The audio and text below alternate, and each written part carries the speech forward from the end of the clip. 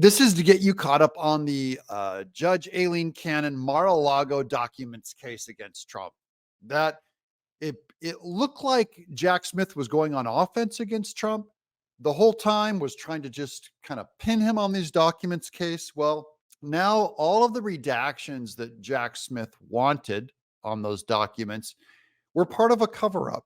He was trying to cover his tracks on what their real intention was. I'll have Julie Kelly unpack it for you on what they actually expose, how it does actually show there's coordination with the Department of Justice and all this stuff is what he was trying to cover his tracks on. And then Judge Aileen Cannon on why did she unredact them? Why did she remove the covering? What is she up to? We're going to get into that by the end too. It's good news for Trump. This could really backfire hardcore on Jack Smith if she's doing what we think she's doing. Welcome to Doug in Exile. This is where the happy patriots are as we watch the good guys fight in court on behalf of Trump, even as the bad guys try to take him down and weaponize the justice system against the candidate. Here's Julie Kelly on Twitter. Judge Cannon's unsealing crusade is about to get even more interesting. She just issued an order authorizing the release of motions currently under seal, including Trump's motion to dismiss for selective and vindictive prosecution. I will be on docket watch and post when available. So she's just letting you know that they're going deeper and deeper in what's been redacted and what's been covered up. And she's doing all these freedom of information requests and getting all this stuff and just exposing it to the public. Remember, the side that wants all this stuff exposed to the public tends to be more open about things and have less to hide. Okay, here's a follow-up tweet on that. Julie Kelly, this is what will be published soon. Major defense motions have been under seal per protective order pending Cannon's review since February. Now, here's Julie Kelly on the Steve Bannon show to help. And we'll break into some of this just to help unpack it. Cannon, the Department of Justice, Special Counsel Jack Smith, and Trump's attorneys and co-defendants to unseal and make public documentation and records that signal and prove that Joe Biden's White House, his general counsel, and the Department of Justice, and the FBI, and the National Archives, and the intelligence community, among other agencies, were all in cahoots as early as May of 2021 to manufacture a documents, records-related investigation and prosecution of Donald Trump. So that's the first thing, is that she believes there's records that shows that they were concocting this thing.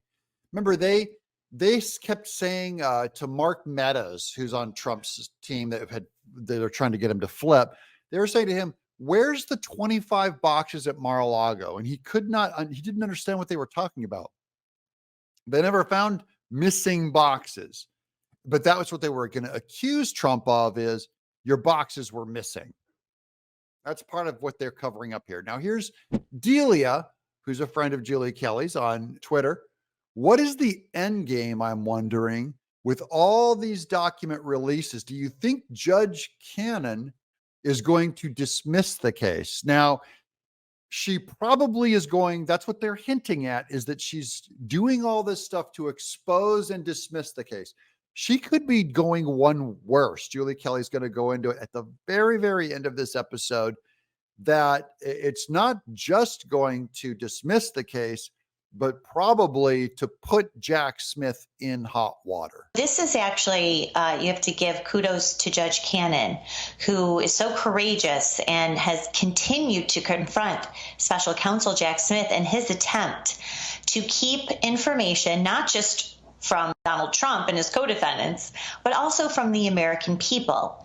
And now we know why, Steve, because yesterday an extensive motion that had been redacted under a protective order, and that Jack Smith wanted to keep that way, in addition to dozens of exhibits that demonstrated close collaboration between Joe Biden's White House, Joe Biden's general counsel, Joe Biden's Department of Justice, Joe Biden's FBI, the National Archives, Joe Biden's intelligence community to once again work behind the scenes to concoct and manufacture some sort of documents or records case against Donald Trump. And this dates back at least to May of 2021. Okay, so many of these dates and much of this information is what was redacted. Now it's going to get exposed because Aileen Cannon has released it to the public, but we'll continue a little more. These are long clips, but this is just to get you caught up on where they're at today. Where, as you know, the archives working with DOJ, pressuring Team Trump to turn over what they insisted were government records that they were entitled to under the Presidential Records Act. So finally, as you know, he produced those records, but they were impatient, we were told, and they were taking that time in 2021 to concoct another criminal case and investigation, which they did. And they were working collaboratively with Jonathan Sue, who is Biden's White House general counsel at the time. And finally, when Donald Trump produced those 15 boxes of documents, handed them over to the archives couldn't really specify, Steve, what they wanted, except for, let's see, remember the Sharpie Gate map of Hurricane Dorian? That was one record they said they wanted.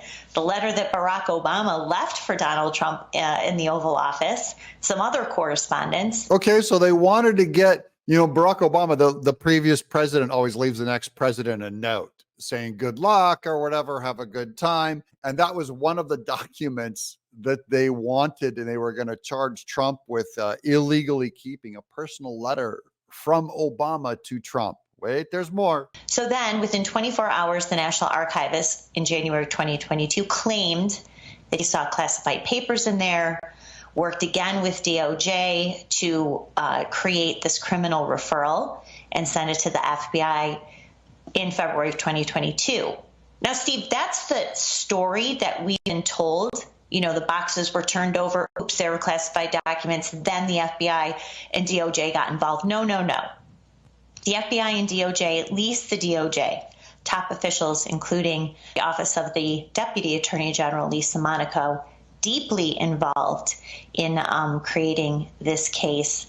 That is why Special Counsel Jack Smith and the DOJ wanted this material and this evidence under seal. Because what was under the seal is what proves that they were creating the case and not just following a normal course of events. Their fingerprints have been on this thing from the earliest dates of it starting. It was a setup, is what it supposedly is being covered up. Here's a little more.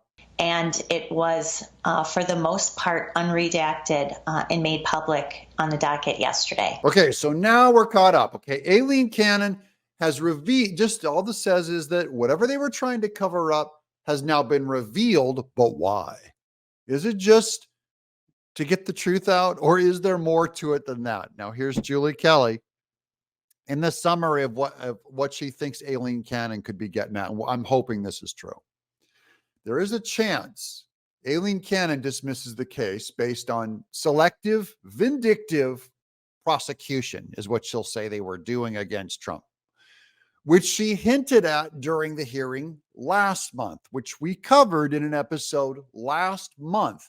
Look for some of those thumbnails of Jack Smith with tears in his eyes, because those tend to be the ones where she's specifically targeting him and frustrating him. Okay. She gave a hint of this last month, if that's what she was getting at. Like, you're skating on thin ice, buddy.